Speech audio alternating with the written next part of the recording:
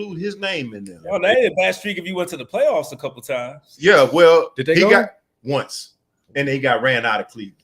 They ran him out of Cleveland. He's a part of the bad streaks of quarterback. Cause what Johnny do? Johnny didn't do nothing. Same thing Baker did. About the same thing. Yeah, about the same thing. He got ran. You can't put him on the same level. Got ran out. Johnny's on the same level as Watson.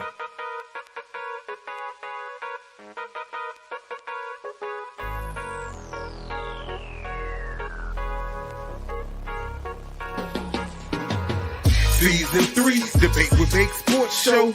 We coming live from the Mo. You know how we go. We talking basketball, football, and boxing. You got something to say, man? Jump up in them comments. We gon' keep it real with opinions and facts.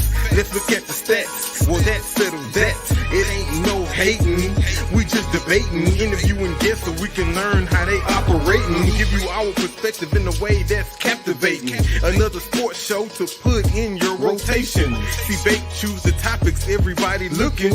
Laro got the commentary and he keep it cooking. Cole with the game, he coming live from Brooklyn. You know, it's the most serious production. We giving game free, so tap in and see. Season 3, DWB, MSC.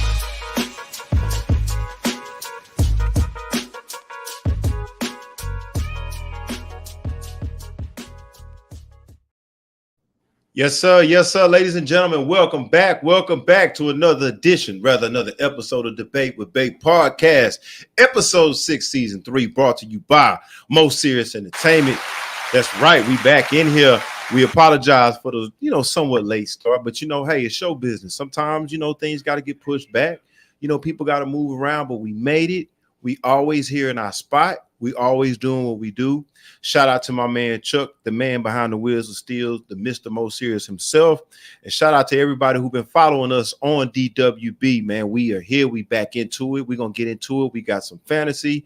We also got some picks today. We got some fantasy picks. And we also got, courtesy of my man Cole all the way from New York, a fantasy NBA draft. So you get to witness our GM skills. But without further ado, this is your boy C-Bake, a.k.a. Debate with Bake, and I am back at it, going all the way to New York first, and then I'm going to swing back through the H and back to the Mo. But what's going on? Let's go out to New York. Shout out to the Yankees. You see, my man can always, because they got two teams in New York. 1 week he got a New York Mets hat on. The next week he got a New York Jets hat on. But because the New York Yankees, shout out to them, are going back to a World Series, he got his Yankees hat on. And none other than my man Cole. That's the one to the right of your screen with the New York hat on, throwing up the peace sign. What's up, Cole? What's going on, man? First and foremost, just shout out to the Lady Liberties out here. You know what I mean? We do what we do out here in all sports. Just ain't about the Mets. Just ain't about the Yankees. Ain't about, the Rangers, the Knicks, and so forth. We'll get to them later. But right now, let's give a round of applause to the Lady Liberty. Thank you. And next up, the Yankees. But we doing good over here in New York, yo. It's a great time. Knicks season about to start. The Yankees in the World Series. The Mets went on an amazing run. That's why they called the Amazing Mets. And it's a good year over here in the East Coast. So I'll tell you what, man, y'all got it going on. I cannot deny it. It's always good when New York is doing good in sports, even if it's basketball, football, anything. And I got to give y'all got to get y'all props, man. When New York is doing good, it's like everybody's doing good. I hate to say it like that, being that I got this Warren Moon jersey behind me and it's D'Amico Ryan's jersey behind me. But what's fair is fair. Y'all off to a good start. I'm happy to see you smiling. And I'm happy for New York. I got love for New York. I lived in New York for 5 years. So, and I'm going to be smiling next week, Monday, because we see the Rockets, man. That's right. Now, is that a preseason game or y'all opening? No. Ain't no preseason no more. This is regular season now, man. Are y'all coming down to us or we coming up there? We coming down to y'all. Okay. Shout out to the Rockets, man. It's going down. Cole, don't expect it to be no run-over game, but we're going to see what y'all got. But without further ado, let's swing through the boroughs and come all the way back down through Intercontinental Airport and swing back through the Trey, back through the Mo to my man to the left. And guess what? Speaking of the Rockets and the Knicks, my boy Ro is in the house with his Rocket shirt on, with the towel, meaning he ready for the regular season game. What's up, a.k.a. Roski? What's up, a.k.a. Ro Laro? What's the deal, man? You back in the house for the DWB. Yes, sir. We back like we never left, man. You know how we do it. Yeah, man. It's been good. It's been good, bro. I appreciate you coming on, man, helping out the show. And you definitely have elevated our performances, both of us, man. Because you know what? When I get to jump on Cole and you agree with me, it makes it that much better. He comes with that much more heat. And when you get to jump on me, that make him feel, he actually feels valid in his opinion jumping on me versus me always eating them up before you came. So it helps him to have a little, yeah, you know what I'm saying? It helps him to have a little bit of help. But before we get started, ladies and gentlemen, make sure you hit that like and subscribe to DWB and MoSerious.com. Check us out. Go on the website, check out the clothing, check out the shows. Shout out to the other podcasts on this great level, on this great label, Mo Serious, Mo City Podcast, Guns Down, Gloves Up, with Dr. Johnny Binder, Dr. Candace Matthews, and the rest of that gang that come through. They do a lot of social justice, so check them out. Guns Down, Gloves Up here on MoSerious.com. And let's get into it, man. Let's get into the sports center of the MoSerious.com DWB season 3. Hit that like and subscribe. But let's get into the first topics. Now, it's a lot of money floating around for these youngsters. Literally, I can say that again, and it's coming true. But we got a couple of, and here's the funny part about these next topics. We're going to talk about 2 receivers in particular, but we talked about these receivers in the past. All of us on this panel. Hey, we like a week old. Matter of fact, I know, and that's what I'm saying, man. We, here's the thing. Chuck keep pushing us because we say a lot of things before they happen. But as you know, the Las Vegas Raiders have traded Davante Adams to the New York Jets. Now, here's the thing. Ro, we talked about it last week where we actually was talking about Davante going out there and possibly if McCarthy don't get it done in Dallas, maybe that happens. I know they moved somebody up in New York. But let's start with you, Ro. It actually came true, what we talked about. How do you feel about Davante Adams going to the Jets? Well, I mean, I like it because at first I couldn't see the vision in it as far as what was going on. I mean, it's, with the coach firing, and then, it just looked like another panic button move. But I mean, once my man connected the dots and really showed he uncovered the truth real early. So it's like I'm looking real side-eyed at all the GMs and all the people around out there because it's strangely peculiar. I understand it's been in the works and it was rumored, but it's awful peculiar that, I mean, not even 48 hours after we went live with it that last Monday. Exactly. Yeah, exactly. It shook up just like that. that. And I'm not gonna say they took it from us, but we pretty much called it. And then you know what, Ro? Here's the thing, and we'll get to you next, Cole. It's like it's totally an Aaron Rodgers move. I mean, Adams he was available, and why not? I think they won a Super Bowl in Green Bay together, right? And so he was complaining. Shout out to the Raiders because you know what? They actually gave Adams what he wanted. And I got to give them a shout out because he wanted to go somewhere. And I like when teams see that a player of his caliber, and we know that the window is closing for him because he's older, they actually gave him what he wanted in terms of what we know on the surface, what he wanted. But Cole, how do you think about this? Because this hits home. This comes to New York. It's with your Jets. How do you feel about this move? Tell us about this move right now. Do you think this move, how long does this last with this tandem and this team? Do the Jets build on this, or is this something that goes away in 2 years with Rodgers possibly? Right now, quick correction too, by the way, November 4th. I apologize for giving the fans the information, but November 4th, Houston Rockets Knicks. Back to your question. No, we wasn't opening up. You was hoping that we was opening up with you, but you ain't gonna do us like that. We're gonna build some momentum before you trying to come down here. You see what he tried to do? He tried to get us the first game so we can get whooped, but it's all good. The rock star is nice. We creep up on y'all. Y'all really don't want that. Exactly. Anyway. We want y'all with a rhythm. We want y'all with a rhythm. That's what we want to see, y'all. Y'all feeling good about yourselves. So we can. You're right. But Cole, let's get back to the Davante Adams. And let me add this on the questions that I asked you before. What is the sentiment in New York about this? So go ahead. Tell us what's going on in New York and tell us how you feel about this. What's going on? Do you think this is short term? Does Adams stay with Rodgers in terms of is it a 2-year thing or is it a long-term thing? And we got somebody here. Chuck, before you get started, Cole, Chuck, read the comments and let's see if we can answer this question. Shout out to Rob Z tuned in live with us right now. He says, does Aaron control the entire organization? Cole, we'll let you answer that since you up to bat on this situation. Shout out to Rob Z, by the way.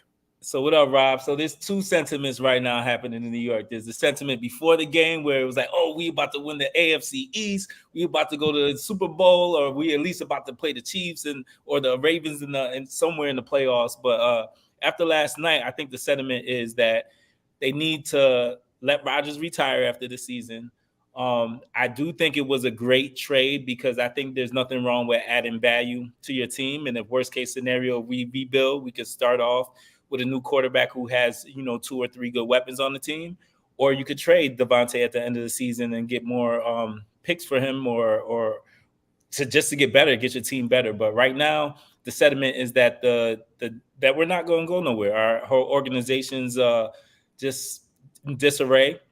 A lot of fans want to bring Rex Ryan back. A lot of fans are saying Bill Belichick. So I don't know which direction we're going because we can't win even with the talent. Our offensive line is always jumping off sides. Aaron Rodgers looks like a shell of his old self. So I think the trade was a great move because it gave us some excitement for a little bit. But at the end of the day, I think we're a 500 team at best. So let me ask you this, because it's interesting you say that, because here's the thing. I look at the trade, and me and Ro talked about this last week, and I'll let him chime in on it. It's like they brought Adams in because Adams, he's available, number one, and he fits Aaron Rodgers. Now, everybody knows kind of sort of that Aaron Rodgers is highly talented, but he's also a diva, what we've heard. So you don't think that Rodgers is going to be there next year, or are you suggesting that they get rid of Rodgers? Because here's the thing. Why would they bring Adams in now just to finish out this season? Wouldn't they bring Adams in for Rodgers? Wouldn't they want that pair to stay together? And then here's another thing, Cole, and I want to ask you this. Who do you go for the coach? Who do you bring in for this group? Because you got to think about all this. Whether it's true or not, people are saying that based on the exchange on the sideline between Rodgers and Salah, we don't know. Some people think that prompted Salah to get out of the door, along with other decisions that people didn't like within the organization. But 2 questions, and then I'll let Ro get in on this too. 2 questions. Number one, you really think they would bring Adams in just to finish out this season, just to trade Rodgers? And then number 2, if they keep this together, who should be the coach? Well, I say this is Woody Johnson's way of saying where it's all in or nothing. I think the organization knows that this is possibly Rodgers' last season. My reason for saying that it's time for him to go is because he's just not the same quarterback anymore. We don't have a great offensive line. I will say that my fear with Aaron Rodgers is that I think he holds out and waits last minute to tell everyone he's not going to retire or he's going to retire. He's going to hold us hostage. And I think right now, I think that if we did everything possible to give him all the tools he needs to win now. And if we don't win this year, we're not going to win any other year because the younger quarterbacks are getting better. Our team hasn't really made no giant steps. So I just think we should just move on from Rodgers as soon as possible. What was your second question? I mean, who should be the coach? Who should be the coach? I think we need a culture builder. I think someone who is stern, someone who comes in with a philosophy, because I feel like we're lacking a philosophy. One moment we're throwing it 40 times. The next moment we're running the ball. The next moment we're jumping off sides. The next moment, we're throwing interceptions. It's just, we have no organization. We don't know if we want to blitz, if we want to play base defense. We don't know if we want to, attack by the air. We want to run the ball, to throw screens on first, second, and third down. Sometimes it's the play calling's out of whack.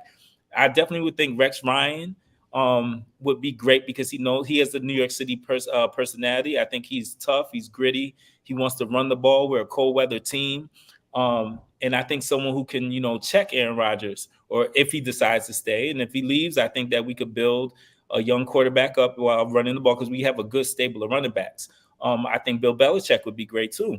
We talked about that. Me and Ro talked about that last week a little bit. We threw Belichick name in there. But the thing about it is, are y'all willing? Is Woody willing? Let's just say that, and we'll move on to the next topic. You think Woody would be willing to? Because if you bring in Belichick, who's to say that Belichick doesn't want what Belichick always wanted?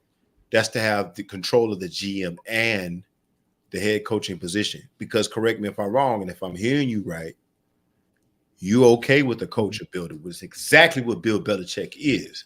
You okay with Bill Belichick as a Jets fan coming in, being the GM and the head coach? Because I see it like this. I see like if Woody Johnson is watching anything, he need to be watching the Knicks. The owner took his hands off the organization, gave it up, and said, hey, we're going to bring in someone who has a philosophy, a style, who's going to hold people accountable. And I think that Belichick or Rex Ryan could be the Tom Thibodeau that this team needs. Someone who has established themselves with something. So Tibbs is the hero now in New York, huh? Okay. Tibbs and the management is a hero, but we came in with a philosophy. We said I got you. I get what you're saying. Ro, you agree with that? I get what he's saying. I get what he's saying. I get what Cole is saying. Look. Shout out to the homie Rob. If you got some bread, take it to him. That's the money man. Anyway, look here. I'm gonna put it like this. Aaron Rodgers has hijacked the organization like a Somalian pirate. That is exactly what has gone on. You know what I'm saying? And then at the end of the day, I love it because I played him, Davante, and Breece Hall in fantasy, and then boy came up mad short. So, hey, it is what it is. But at the same time, what they really have to understand about the fit is, and what is hurting is Garrett Wilson played like shit alongside. I mean, I don't know whether that was just him lining up with supposed to be his mentor and the Davante Adams, his idol, you know what I'm saying, like around about there. But, I mean, look down the road. He's trade bait right now because at the end of the day, he doesn't really mesh in with the whole grand Rodgers dynamic, how it is. As great a receiver as he is, and as good as on paper as he pairs up on the other side of Davante. I don't know. I just think it's short-sighted. It's a move of desperation. But what do you expect? I mean, think about it. What a time to be alive when you got billionaire on his name, Woody Johnson. That's like that's a euphemism for like a. So hold on. So Cole. So Ro, and I think I'm hearing this from Cole. Cole, do you consider the Aaron Rodgers thing a failed experiment? You think it's time to move on? I feel like it's a failed experiment, and I agree with you that when you look at Wilson and you look at even Breece Hall and you look at some of these players, we can't pay all three of them. They're about to come to the end of the rookie scale salary, and we're gonna have to pay Breece, Sauce, and Garrett Wilson. And to me, what has Garrett Wilson really done? He's a really great receiver, but at the end of the day, I feel like we could reset the clock, draft the receiver, and keep Davante for another year or two, and then hopefully draft a quarterback to play as well. Man, shout out to H-Town Dub 32, man. Man, if Rodgers leaves, Davante out of there. Fam. That's what I'm saying. That's what I keep bringing up low key. That's what I'm asking Cole, and I know Cole is ears to the ground in New York, and we got a couple of chats we'll get to. But it's like you spent all that money, and it's kind of like, okay, he's still a high talented quarterback, no matter how much. If you think it's a failed experiment, but last year was a wash. So don't you have to give him that year back just because he's so high talented? Like, I get what Cole is saying, and maybe a lot of people think that. They think that this was his year because of his age and his high talent, that they were supposed to jump over the bar regardless because he was out the whole year. They should have sent his ass to the Raiders. Right, maybe. You know what I'm saying? Because it's like now it does feel like what Cole is saying. It's just hard for me to accept that. It's like it's over. Like he had 1 year, he was out, a fluke play. And then now it's like things are not working.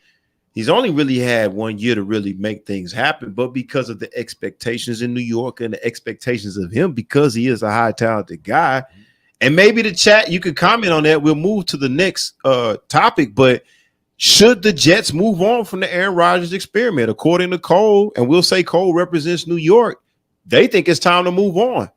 So we'll pose that question to the chat, and maybe we'll come back to it next week, or we'll talk about it later. But we got a couple of comments here. Rodgers cries about everything and still gets what he wants from Coach Trey Austin. Russell hasn't played in a while, comes in and doesn't complain. Talking about Russell Wilson, I'm guessing, and he might been bitched behind Fields, but came in humbled and got a win. Yeah, but you also, and shout out to Coach Trey Austin, you got it. You're right. The sentiment of the players are different. Everybody knows that Rodgers is a diva, but he's high talented, and he can be a diva because he's talented. I don't really support it, but it is what it is. And we got a comment from H-Town Dub. Packers low key picked up and moved to NY once Adams came over. That is true. But can the Packers put it together in a New York Jets uniform? Shout out to H-Town Dub. Hey, we got it fired up. We got exactly. In the building. We across the map. We own them. Yeah. I think we deserve a hand clap after that. But you know what, Cole? We'll talk about that next week because I think we deserve to get into that. Number one, we need to talk about, does New York, is it a failed experiment? And Cole, what I want to know from you, and maybe you can do some research and I'll do some next week, but can we compare Woody to a Jerry or to an Al Davis? Because it still remains to see, does he have his hand in the organization too much? Should he let somebody like a Belichick come in and run the GM?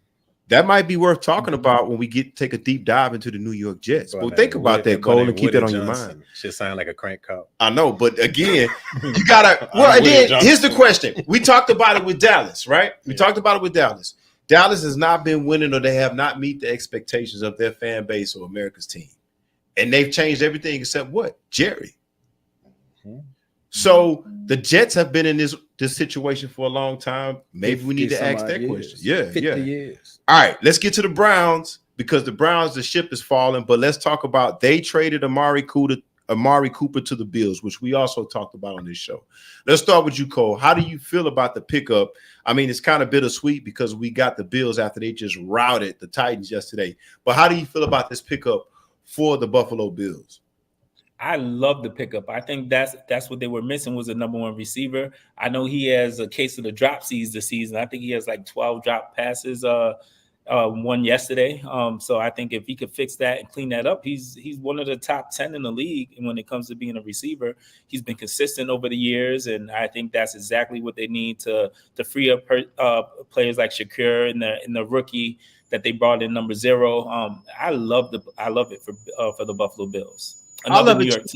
But here's the funny part about what you just said, and we'll get to Roe on this too. Is this his first time legitimately being a number one option? No, he was with the Dallas Cowboys. He was number one over there. Was he the number one option over there? Because who was over there while he was over there? They had Miles Austin, I think, at one point in time, and they had they drafted CD. You know what I'm saying? He was a number one when CD got there. But that was after the fact. Okay, so he was the number one receiver in Dallas. I thought they were going to CD once CD got solidified, but I could be wrong. So he was a number one receiver. Do y'all think he underachieved in Dallas as a number one receiver? No, I think they traded him too soon. I think they got up off him too soon. Okay. So you think he was successful? They didn't want to pay him.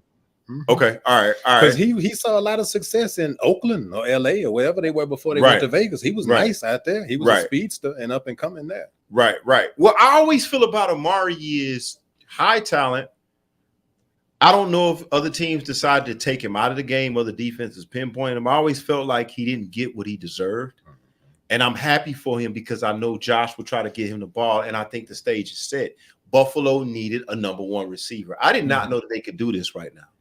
And so shout out to them. I think it's a great pick too. But you feel the same way, Ro? Yeah, they were looking dead in the water until Buffalo made that move, which I kind of saw coming because I think we liked LA a little bit better. Right. We talked about it with Herbert because Herbert needs to look out there too. I definitely wanted him to go out to LA for Herbert. But that was a nice acquisition and pick it. And Buffalo proves, it's a method to the madness out there because it is. That looked really, really good on Sunday. You know what I'm saying? And shout out to Buffalo. I'll tell you this, Ro, on the back of what you're saying, and everybody hit that like and subscribe, and we'll get to H-Town Dub after I make this comment, and then we'll go back to Ro.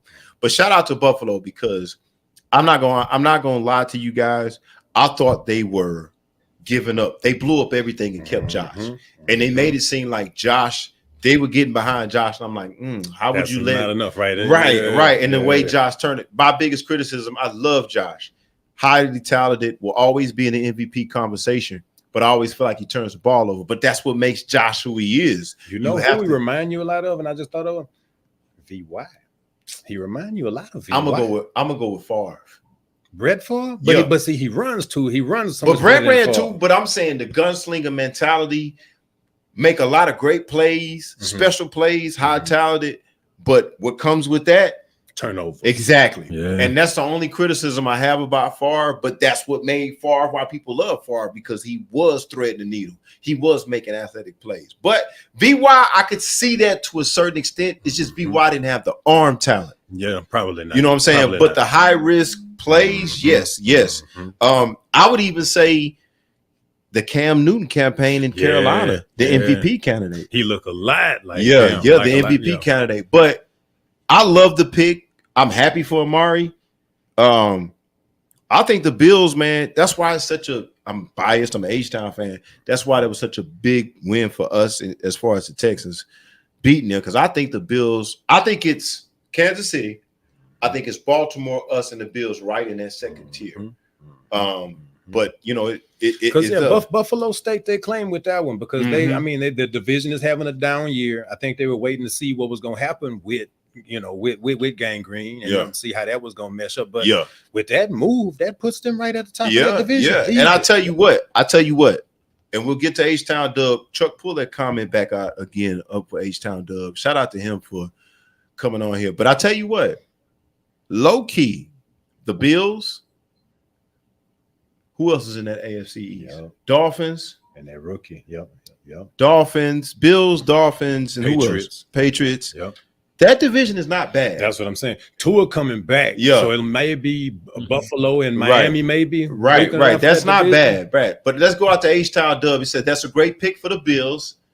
To be honest, if their rookie can develop more, and they're going to be dangerous. What's that rookie? Is it Keon Coleman? Something like that? I think Coleman, number 0. Keon Coleman. Yeah, that's a great. And I tell you what's underrated about Buffalo, they don't get a lot of ratings on top of what y'all said and what H-Town Dub said is the defense. They got a solid defense. If everybody can get healthy, I think Ed Oliver is coming back, and I think they get Von Miller back. Was he suspended or something like that? Yeah. I think they get him back. So shout out to Buffalo, man.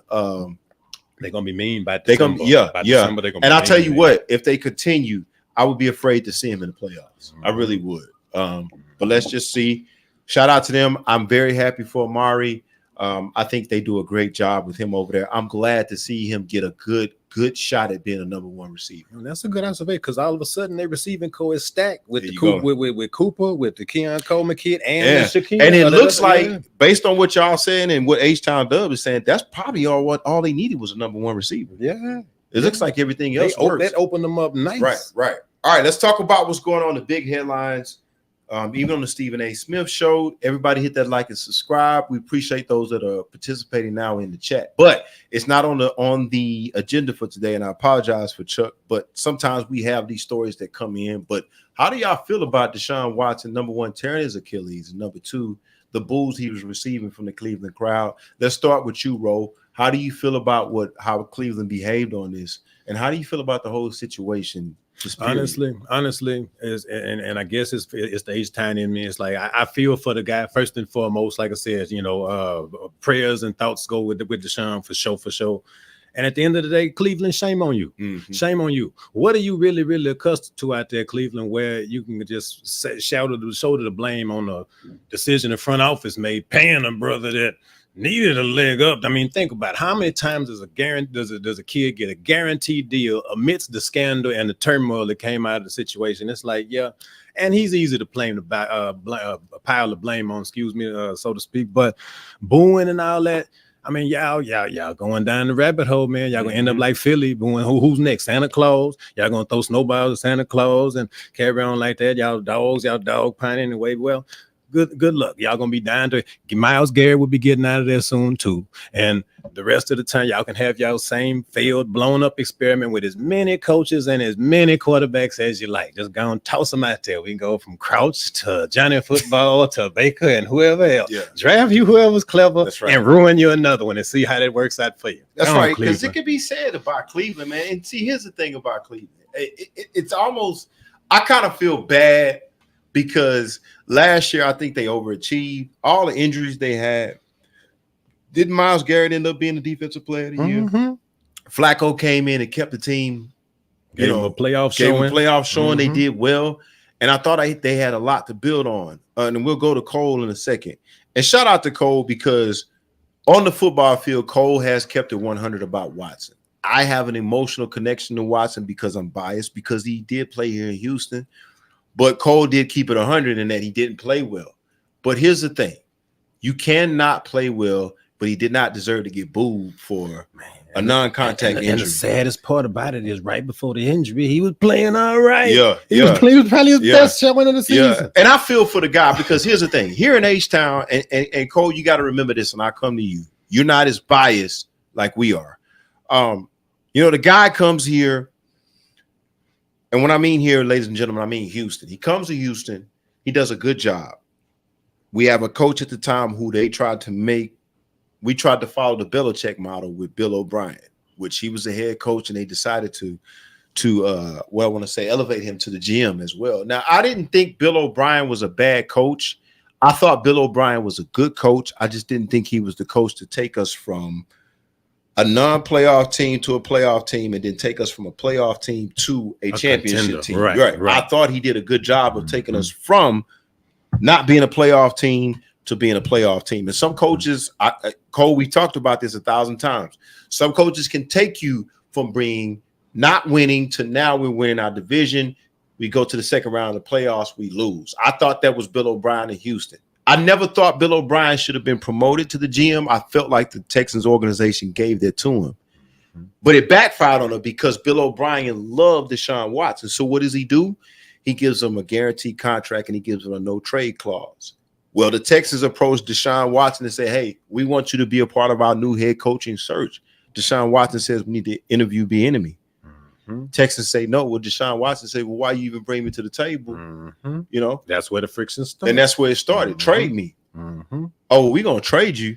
Yeah, but you got to remember this. The guy that you put as a GM gave me a no trade clause. That's so you can trade me. But here's the thing.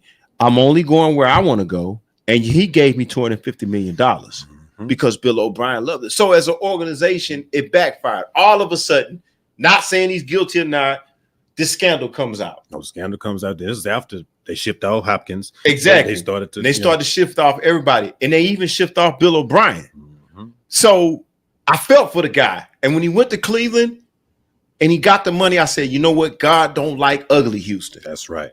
That's right. So I felt for the guy. I never thought the guy played bad football here. They shipped out Watson and JJ. Yeah. And so at the end of the day, I'm like, okay, he got a raw deal in Houston as far as, and I do believe the Texans are behind that, maybe indirectly. We'll talk about that. I've told Cole this on the air. They were complicit. Right. And Tony Busby and all those guys.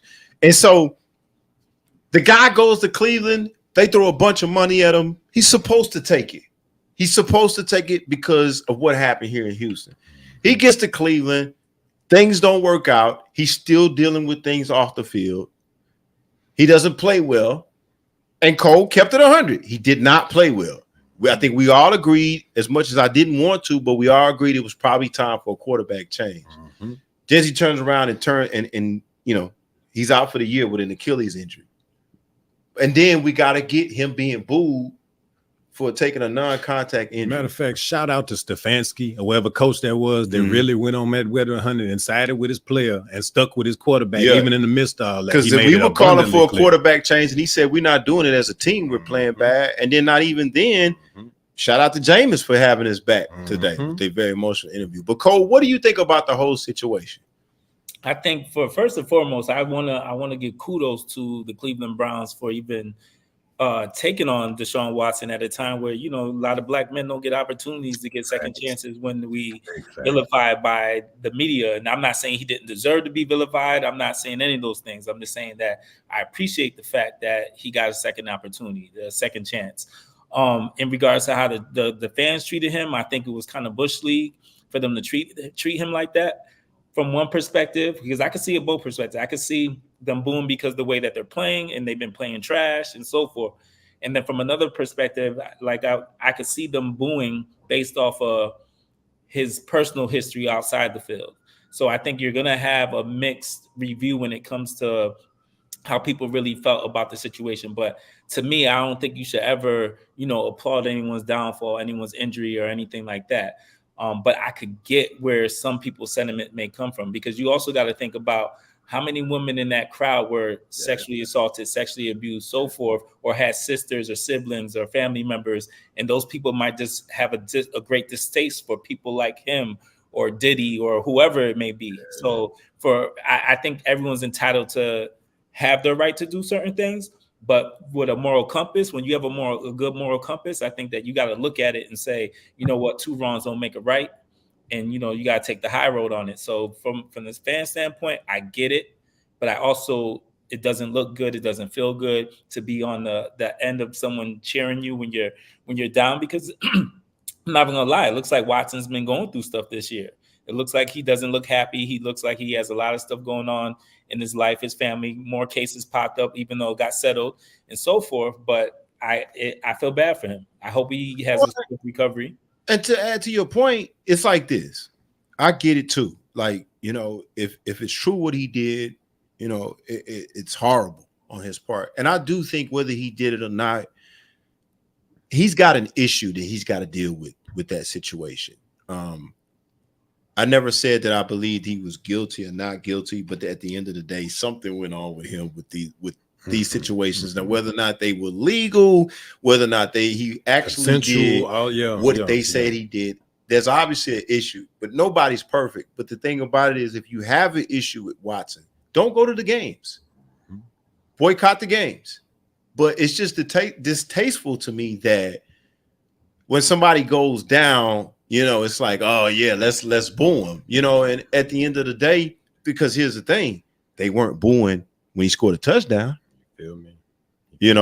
Like I've seen crowds, and I can't think of specific crowds where they didn't like a guy hit a home run and they still was booing. I respect that. You know what I'm saying? But they weren't booing, just like Shannon Sharp say, when he scored a touchdown. So if you don't like the guy, and I can't knock you if you don't, like Cole said, that there are interest groups and things that he offended, rightfully so. Yeah, like don't go to the game. I don't condone domestic violence in any way, shape, or form. But Ray Rice, I'm still a fan. I ain't gonna lie. Right. Ray Rice is still raw. Right. And everybody has their belief that, whatever you want to. People did it to Vic. Yep.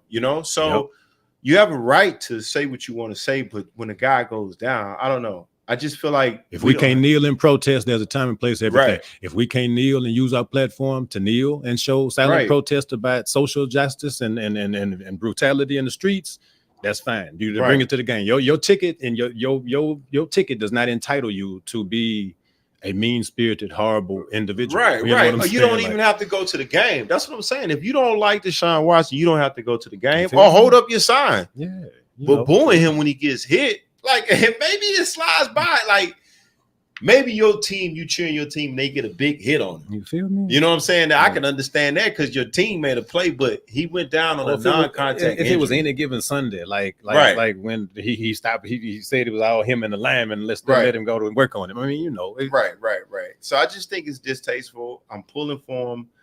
Mainly, I'm hoping that he can get his life together. If it's not together, I think from what I've known and seen him here, I think he's a pretty decent guy, but I definitely think he has issues. But the thing about it is this, we don't have to be distasteful as fans. That's all I'm saying. Big facts. There's players that I don't like. I don't necessarily boo for them. Like I tell Cole all the time, I'm not really a fan of Baker Mayfield, but if he used to get hurt, I'm not going to sit up here and say that's good for him. You feel me? You know what I'm saying? Straight up. But shout out to H-Town Dub. We got another comment. Cleveland upset with Watson because they paid him, but he hasn't produced what he's supposed to. I get that. And I get why the fan base of Cleveland will feel cursed. But at the same time, let's not boo him when he gets knocked down or when he goes down from a non-contact injury. Now, when he makes a bad pass, when he's back there, playing bad like Cole said, and like a lot of the Cleveland fans have reason to boo him, let's do it then. Let's not do it when he goes down on a non-contact injury. That's all I'm saying. Because at the end of the day, he's still a man. He's still a man. But anyway, all right, let's get into it. Chuck, do we want to do fantasy or do we want to go straight to our sponsor segment? Let's jump to a sponsor, then jump into underdog. Okay, all right, let's get it.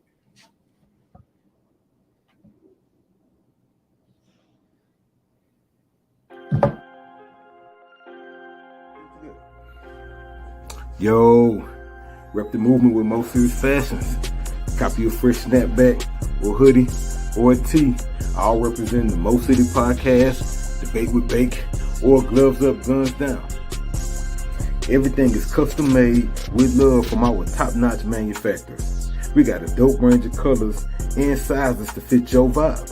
Everything from blue, red, green, black, white, and more. Rep the Mo and keep it fresh, fam. Hit up moseries.com/merchandise and order today. Let's go.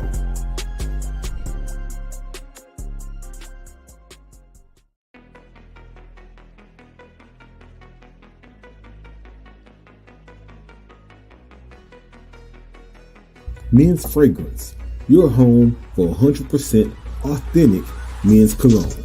We carry high-end fragrances like Creed, YSL, Gucci, Polo, and more with below retail prices. All orders come with free shipping. Order online at men's-fragrance.net. Men's Fragrance.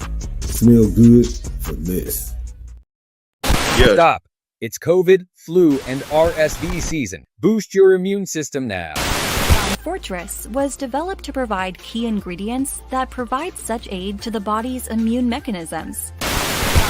So how do I fight COVID, the flu, and RSV? So our job isn't to defend ourselves from things, it's to help support our body's natural immune system to begin with. And when you look at Fortress, that's exactly what we're after. Individually sourced ingredients that have been demonstrated to support our natural immune system and help our bodies just do a good job at what they're naturally meant to do. And that's why Fortress is a very nice combination of these independently sourced ingredients that can help support a healthy immune system. Learn more about Fortress and natural ways to boost your immune system by clicking the link. Shout out. Welcome back. Shout out to the sponsors, man. As we can see, Chuck, what you holding up there again, man? Yo, this is the Fortress Jam. And look here, I promote it because I take it, bro. I'm not just a promoter. I'm also a user. I take 2 of them daily. It's loaded with ginger, vitamin C, elderberry, and everything. And that's why I don't be sick, fam. Straight up. I ain't seen him sick. That's why I don't be sick, fam. And that's why they call it Fortress. So I promote it because I use it, fam. Straight up. Okay, cool, man. Well, shout out to our sponsors. You can also check them out at moserious.com. Go in there and check everything out and check out our merchandise. And we got a lot of good smelling things, fragrances and everything on moserious.com. Go in there and check us out. Not only DWB, but check out our other acts on moserious.com. All right, let's get into the fantasy picks before Monday Night Football start.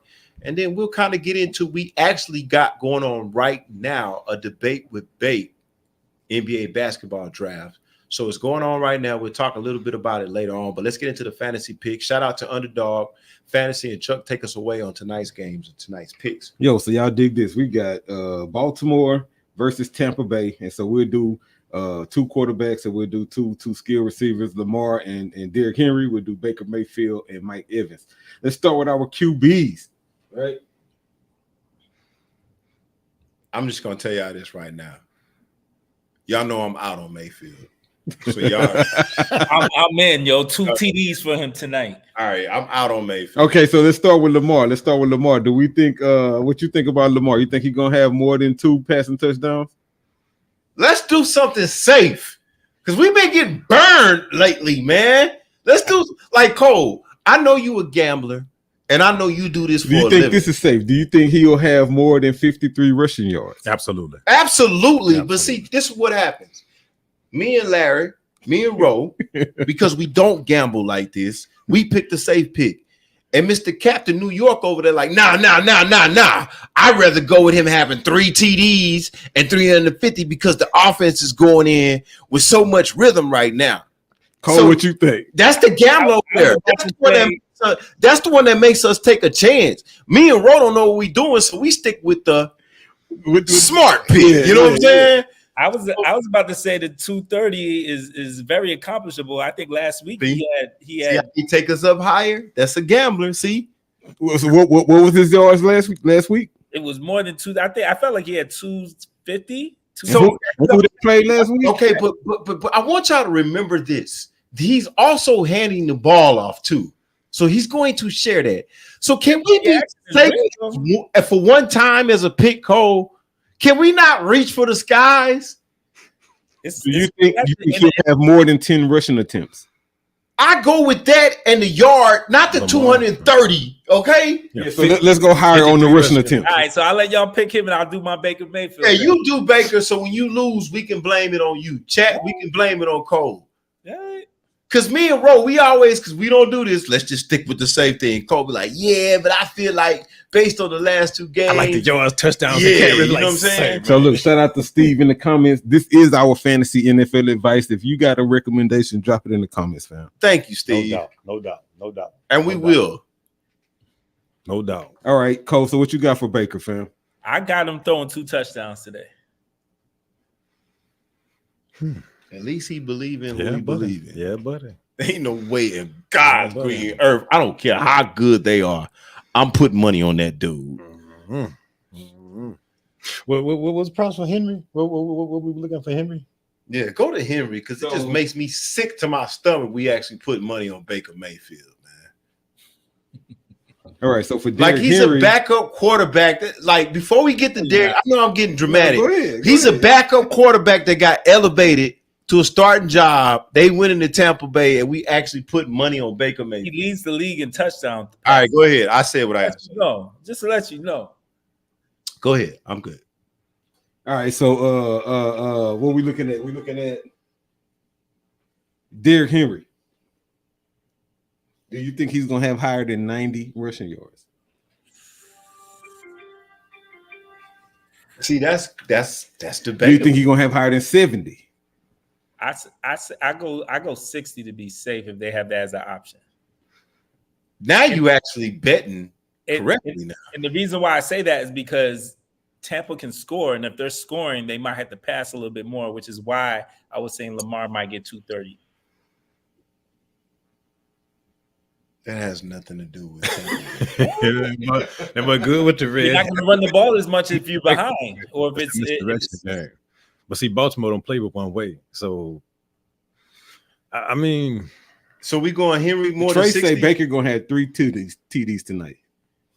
But yo, Trey, I'm with you, Trey.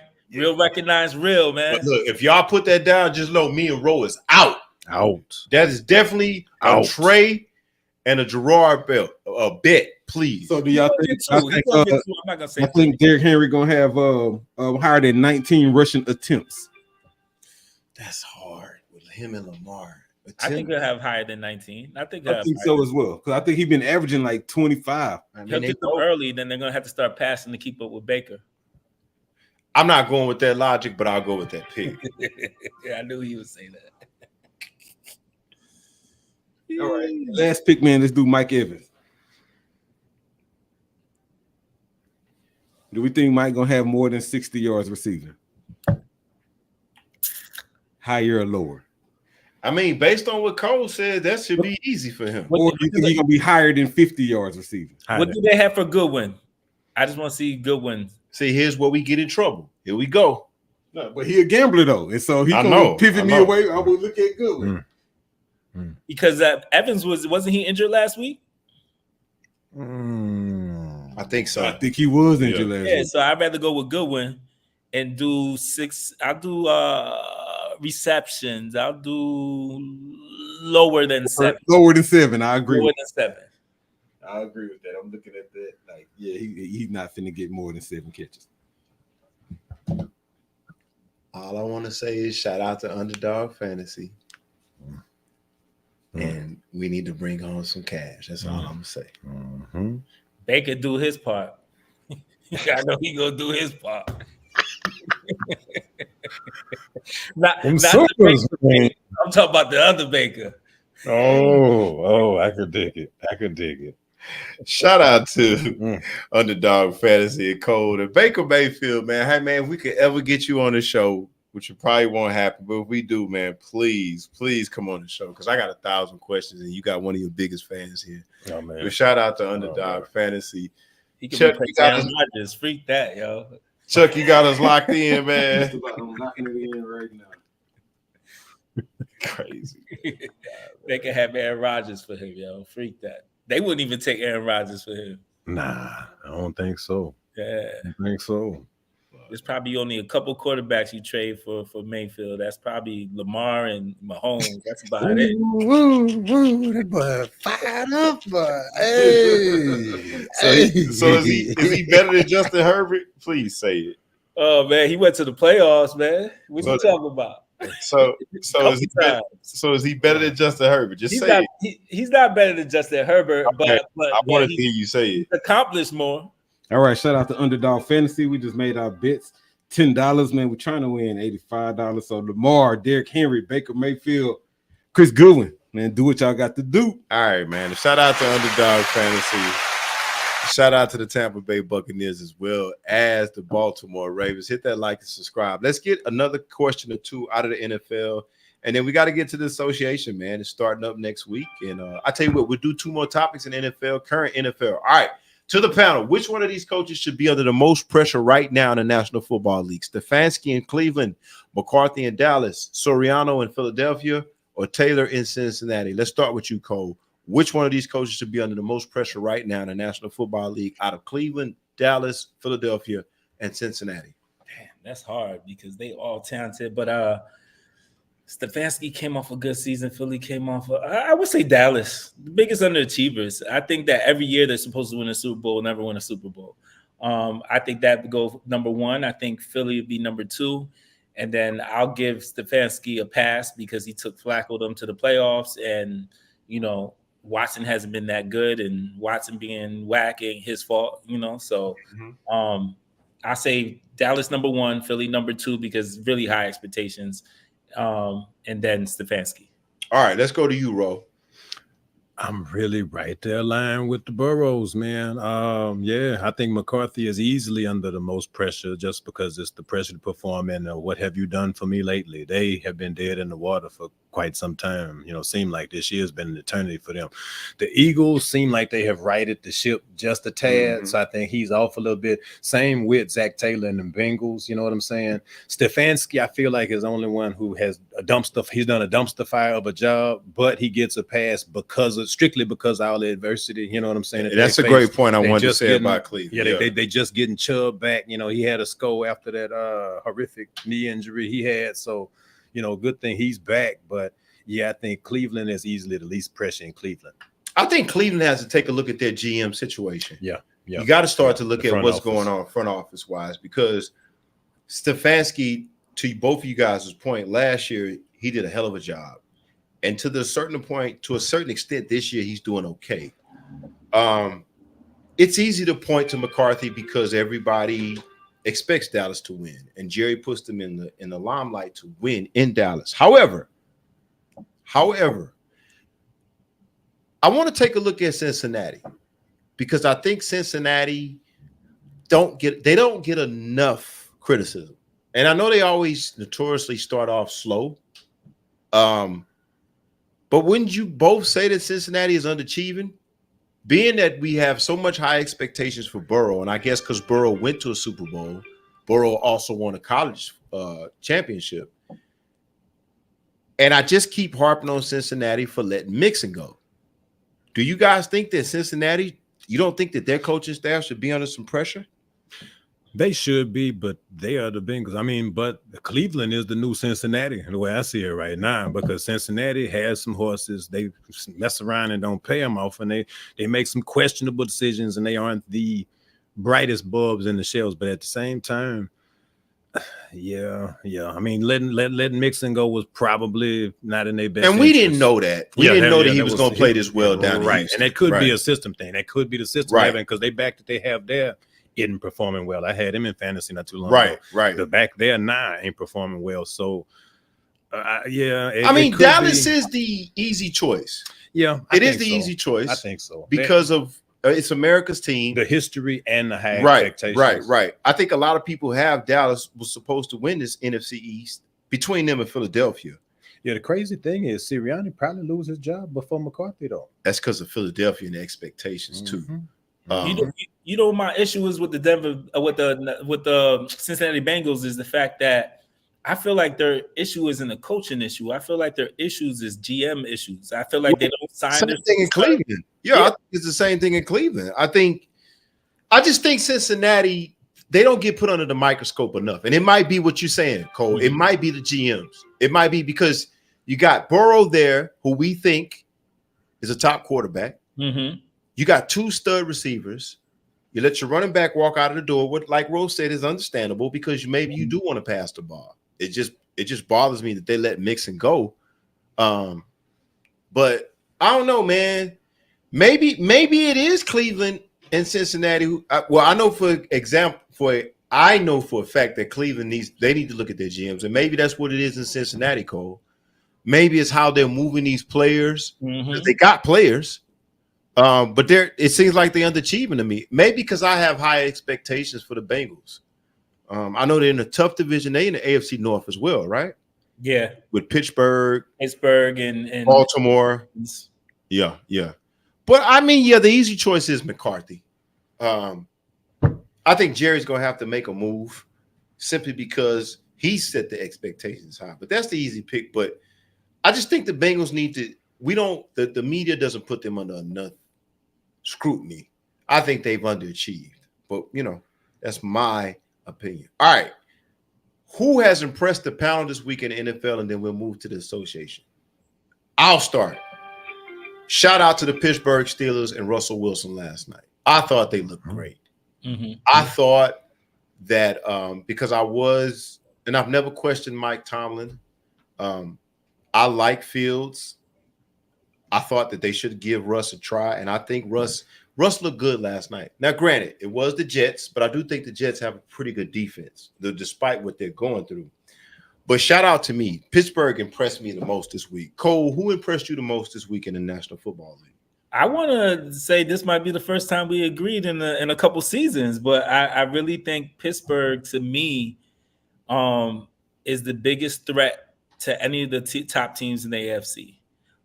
They're consistent. They can win with any quarterback that they have. They're well coached. They're when I say well coached, that defense is just. I was telling someone the other day, Porter at corner is probably one of the most underrated corners. Yeah, he's actually better than what I thought he was going to be. He's actually he's impressed me a lot. And Najee is running the ball violently. Like it's like I don't want to tackle him, and then they just get Warren back, and Warren is he's a pace changer from Najee. So I like it. If anybody, they could use maybe another receiver, go after Cooper Kupp or someone like that, and I think they got something special if they do that. All right, Ro, who impressed you the most this week? I'm gonna have to go ahead and go to the Motor City, man. Detroit boys, man. Like, hey, look, they keep finding ways to win. Like, I mean, I would have said the same thing about us because it was looking like we were going that way, but I knew we scored too early, so I can't put us on the list.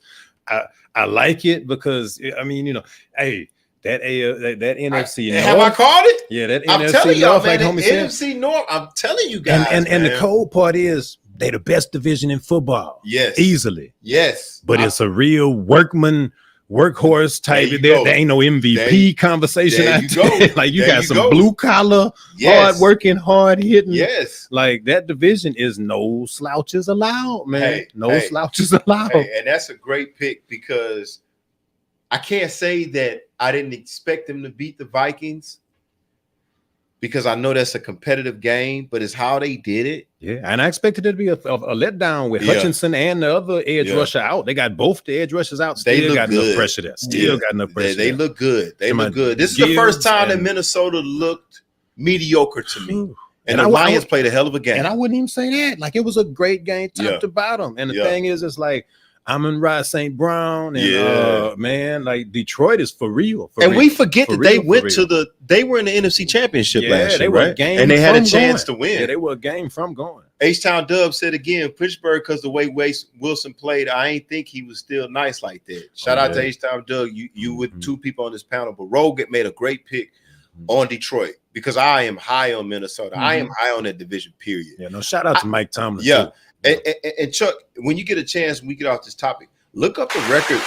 That was for Mike Tomlin, fam. I watched his conference where he said that he stood on that decision on his own. Yeah, that's what makes him a great coach, was against it. The players didn't want to do it. And now, so shout out to Justin Fields for being a class act. They asked Justin Fields about it, and Justin Fields had the perfect response as well to learn behind the legend. So it's like, hey, look. Pittsburgh is scary right now. My man called it really correctly. Check this out. Do y'all think he's gonna get the job when Wilson retires? Because I think Wilson stays there another 2 to 3 years. You think Fields is gonna be along that long? I think so. Well, I think so because if I'm Fields, why would I leave? And it's a cultural thing. It's the cultural difference. And I'm getting comfortable. And at the end of the day, Wilson on a short leash as well. Well, you don't get it twisted. Like Wilson on a short leash. I don't know if he's on a short leash, but I will say this: if they brought Russell Wilson there because they want to win right now, if that changes. Well, see, but look at it this way: they got winning right now. It's good. It's good. But you don't bring him over there and pay him that money for a short leash. But what they have, and not even necessarily a short leash. What they got to do is they got to start implementing some packages where they can get Fields in there with some plays and get both them boys in there around the goal line. Because that's what they're saying he's having trouble. But let me ask you this: what you saw last night from Russell Wilson, if he continues to play a fraction like that, Fields ain't gonna see the field. Touchdown Baker update. Ladies and gentlemen, please ignore that because we're really having a good conversation. No way. But look, on the real, bro, if Russell Wilson plays like that, if they play like that, right? Do you think Fields sees the field? You got to play Russell Wilson. I'm saying the only reason I'm saying is because you have to get something where you keep teams honest and you can have. I mean, I heard some rumors about some sets where they had both them boys out there in the lineup some kind of way, and then it's like you kind of need to still implement because Russ doesn't have the RPOs in him no more. You know what I'm saying? But again, I pose the question. You're right.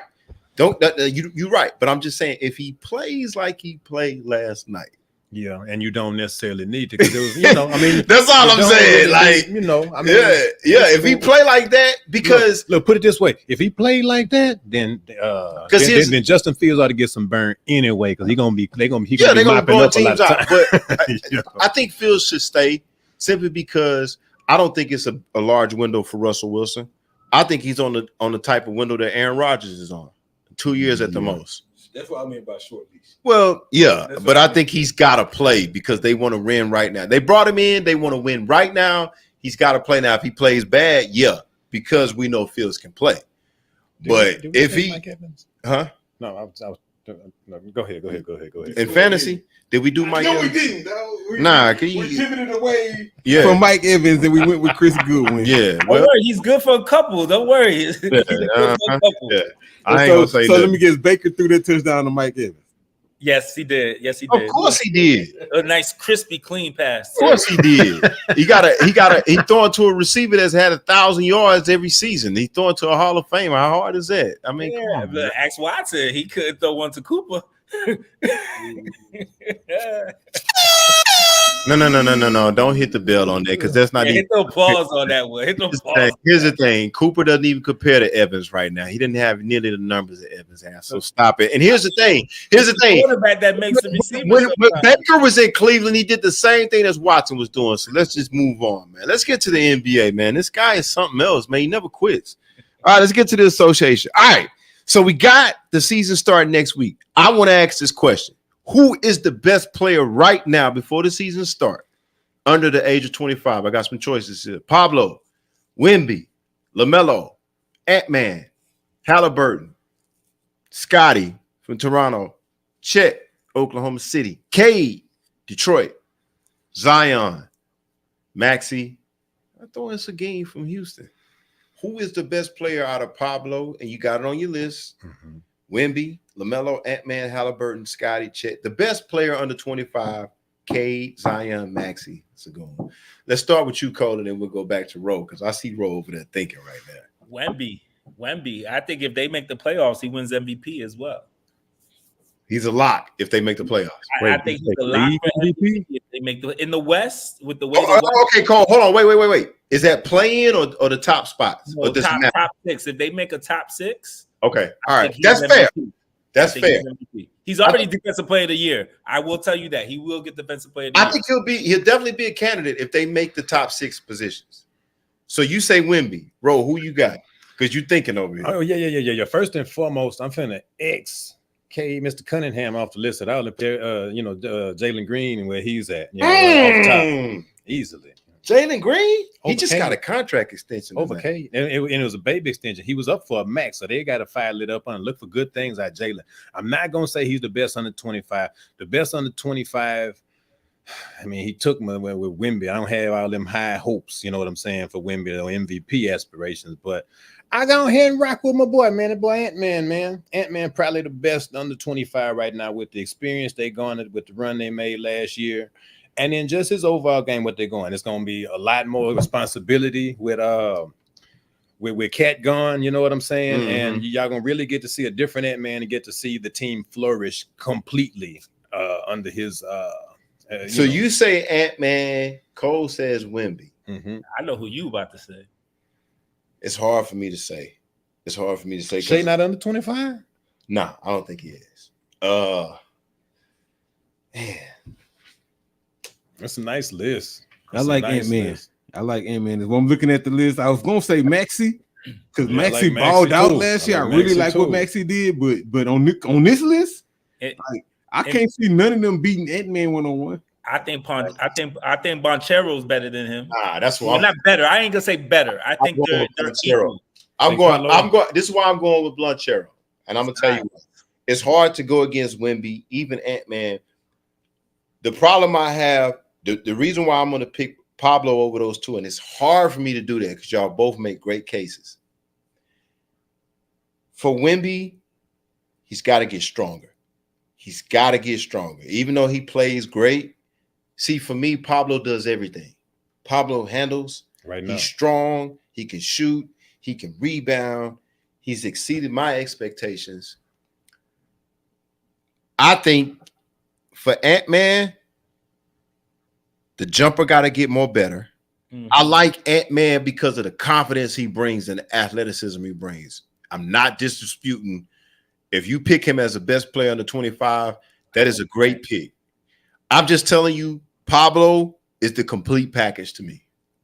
Complete package. Definitely. He can do anything. He's 6'9", 6'10". He's strong. He surprised me the level of skill that he has. You know, who else is that kid from Indiana, too? Who? Halliburton? Yes, sir. Nah. Halliburton got to shoot it better for me, but he's up there. He's up there. He's nice. He's nice. It's just the thing about it is, if I put him and Ant-Man against each other, I think Ant swallow him. Yeah. You know what? When you said Banchero, I could agree with you because I do think Banchero shoots better than Edwards right now. I do too. That's my only knock against Edwards is his shooting. Edwards is my favorite player. Now Edwards is if we had to say who's the dog on this list, it's Edwards. Easy. It's the dog. Easy. The dog. But followed by maybe a Chet or somebody. Nah, Chet be soft at times. Chet probably the most skilled. Okay. At 7 foot. Okay. But he don't have a dog yet. And he's young. He's very young. He got time. Time. I mean, this is really his first year, right? Last year. Mm-hmm. But right now, I could put Pablo on anybody's team, and what he's doing with Orlando, he can do on anybody's team. And I could tell you this, and I'll say this, and y'all might say I'm crazy in the chat. I think Pablo's better than Tatum right now. Right now. Okay, you got to explain that. Because now. You know what? You might have a case because I'm not a Tatum fan, but I want to hear what you say. I think the way that he showed up for his team last year, even in the playoffs against the Cleveland Cavaliers. And that's the knock on Tatum. Mm-hmm. That's the knock on Tatum. He doesn't show up. He gets transparent. And watching him from college to his second year in NBA, you just see his growth. You see his growth. And whether it's the jump shot, whether it's creating for teammates, he's put Orlando back on the map. I actually have Orlando finishing in the top 6 this year. Yeah, somebody was just asking me how can Orlando get back to the final? What is their route? You know what I'm saying? After a Shaquille. They're missing a point guard that's a better scorer than Suggs. Because I like Suggs for that team. But I think they just are they giving Suggs an extension? Yeah. I think if they had a true guard or someone who can score outside of Pablo, besides Wagner, because I think Wagner's a good 3-piece. I think he's that number 3 option. But I think if you even add maybe a Zach LaVine, or a Bradley Beal, something who's solid at the 2, I think they'll be great because they got their number 1. I think Pablo's a person you start an organization with. Okay, let's take a look at Orlando. I agree with Coach Trey. But is he under 25? Yeah, SGA. How old is SGA? I believe he is under 25. I'm gonna look at it. We got to check that. That's what I'm saying. Yeah, well, SGA on the list. I still got Pablo over SGA.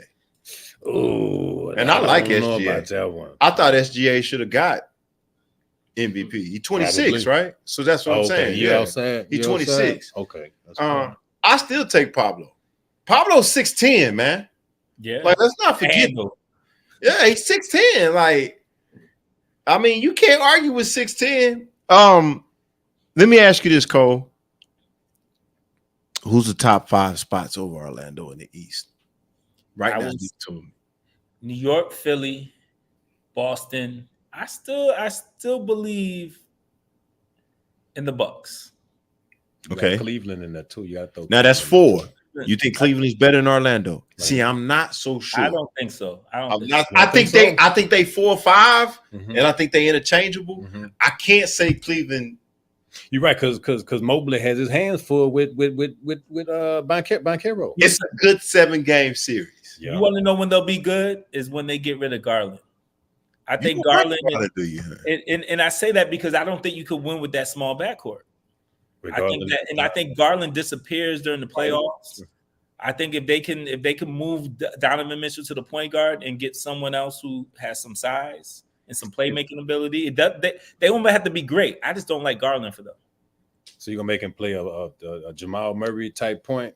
You think you need it? I mean, you might have something to that because some people say that. Some people say. I had somebody tell me this, and I thought it was crazy, but they told me, think about the impact on the defensive end. It's kind of like, what was my man that used to play for the Bucks that could score, but he was short, the lefty kid? Was it Jennings? Brandon Jennings? Yeah, Brandon Jennings.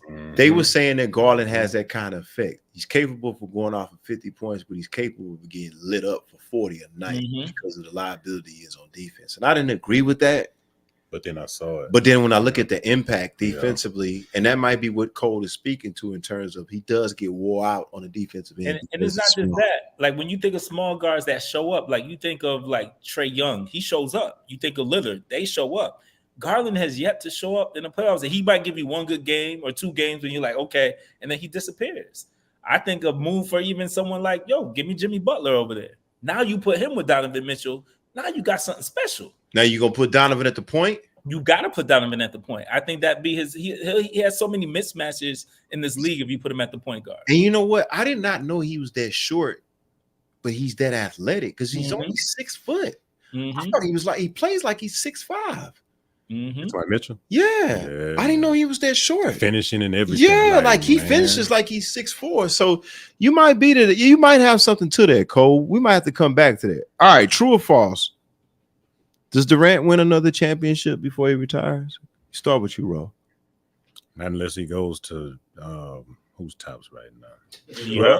Yeah. Not unless he clicks up. Yeah, not in Phoenix, huh? Nah, it ain't coming. It ain't coming anywhere. This conventional. Matter of fact, he's gonna have to go to a top heavy team where it's not gonna be a lot required of him. And it's like, who do you? Okay, Ro, who do you think at the top level would take him and they could go to the championship right now? Dallas. Might not be bad, but you should. Can that work with him and Luka? Easy. Kyrie? Easy. He ain't got to do nothing. That's right. He ain't got to do nothing. Yeah. And then it's like, because that's what I tell people all the time about him in Golden State. All he had to do was score. Yeah, you had on defense. You still got Derrick Jones, rangy ass, chasing everybody around. You got a similar dynamic. I think it works. That might not be bad because it also depends on how they would want to deal him to Phoenix, because Phoenix is probably not going nowhere. Dallas will probably get the head end of that deal. That might not be bad. It just depends on what Dallas would have to give up. I can see him in Milwaukee. Like I like him with Giannis and Dame. But see, they already got a Middleton, so it's Middleton ain't gonna. Yeah, Middleton is a y'all finally seeing that dude need to go, man. I've been saying that Cole been the one that's been pushing Middleton, man. I just don't see it. I just see him as being a shooter. I don't see what everybody else sees. But you upgrade that position completely, like he said. If you swap him and Durant, you put Durant in there. I want to see him go back. I want to see him go back to Golden State. You think he can work over there? I think Steph got at least 2 solid years of being Steph. Yeah, with no Clay, right now he can just. They don't need Clay. But see, here's the thing. Do they have enough? Because it worked the first time because all he had to do was score. There's no Iguodala. Exactly. No Livingston. All he had to do, because that's been my biggest criticism. And Cole, I don't know if Cole feel me on that, but that's been my thing. Like, I think he only wins if it's an established order. And what I mean by that is that all he has to do is go in and score. I think if a team is set up like that, they definitely can. I think they can definitely win. Dallas might be that. I never thought about that. It also depends on what Dallas would have to give up. You know what I'm saying? Because Dallas has an order there. And the thing about it is this. And Cole, we talked about this, and maybe we'll harp on this right now since we're talking about Dallas. Because Cole brought up a good point. And Kyrie still booty buddies, huh? To a certain extent. But Cole brought up a good point last week that I was going to bring up on today's show, but I decided not to. But I might as well bring it up now. Is Luka enough? No, absolutely not. Absolutely not. And Cole brought it up. I think Boston proved that. Yeah. Right? Like, well, and Cole brought up a point. Cole, do you remember that list of guys you asked about? Is Luka better than, or do we need to do it on another show? No, I actually in text messages and I put Steve Nash, John Stockton, Allen Iverson, T Mac, Grant Hill, and it might have been Jason Kidd as well. So is Luka better than any of them? And that's a hard. Not at this point. Not right now. Not yet. Right. But it's hard to see him because his career is still so young. Yeah, but at the same time, I don't see it trending any other way. He's going to get better at what he's doing. You know what I mean? Like, I saw that text. I disagree with Luka, with Steve Nash cooking Luka. You don't think so? I think that's cap. I think Steve Nash brought more to the game than well, it's not if he cooking. Is he better than Steve Nash? I can't say that I can't say Steve Nash is better than Luka. I can agree with that. I can roll with that too. I disagree. I disagree because I'm gonna tell you something. The only thing that Steve Nash didn't do is win a championship. Like he got 2 league MVPs. Yeah, he did. I think Luka on the way to one. Well, it's a hard comparison because Luka's career is still progressing. And Nash could score anytime he wants too. Don't get that wrong. He just chose. But I mean, in all fairness to what Chuck is saying, and that's where I kind of backed off of because it's like I see what Cole is saying, but at the same time, we still have to give him time to develop because, and like Rose said, I'm going to step out on a limb and say he's not going to get better other than the things that he does right now. Well, like I can't see him coming back playing defense. You feel me? A condition thing when Luka gonna come in camp swole. Like, come on, man. Hey, he might. Because he can control that, but conditioning, like conditioning, you can control, but like defense, that's just not him. Nah. Was Steve Nash a defender like Tomo? Not at all.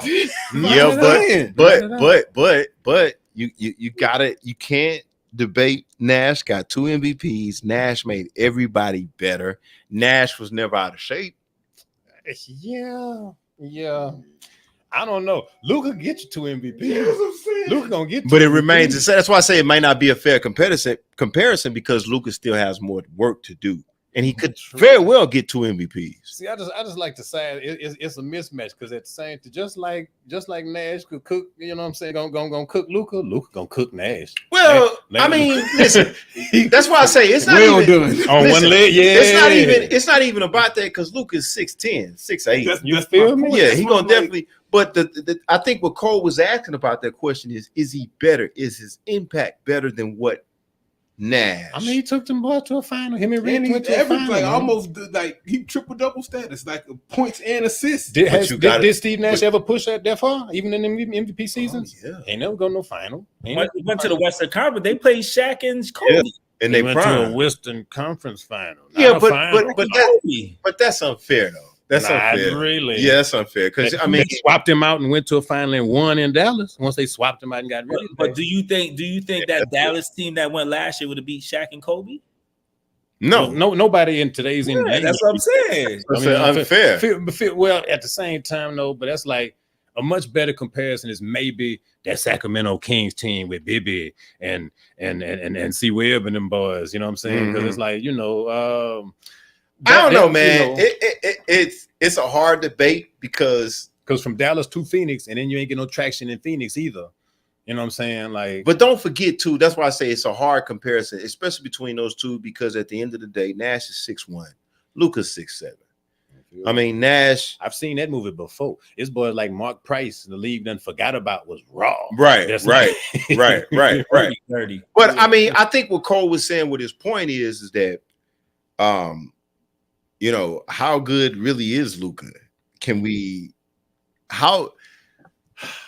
I'm John Stockton over Steve